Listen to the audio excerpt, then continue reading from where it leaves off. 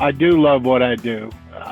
I grew up in the house that we were in. My dad was in the Navy, so we moved all over the world when I was growing up, and then I went into the Army after high school.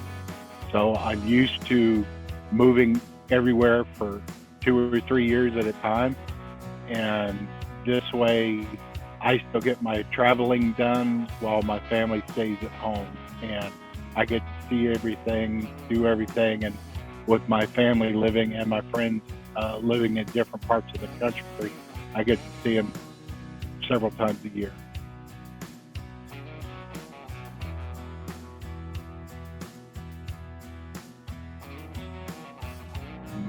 It made it difficult to schedule your stops. One of the things that hit home was when states went overboard and they started closing rest areas. And being the way that I am and the way I like to cook in my truck anyway, when the pandemic hit, I already had food and the ability to cook and clean in my truck and do everything in here where I wasn't so reliant on the truck stops.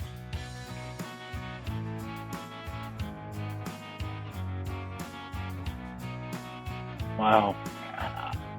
I guess to thank a truck driver is to respect what we're doing, uh, give us the room we need to move.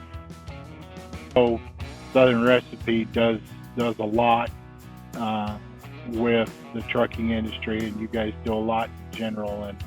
And I appreciate what you guys are doing and getting the word out for the rest of us.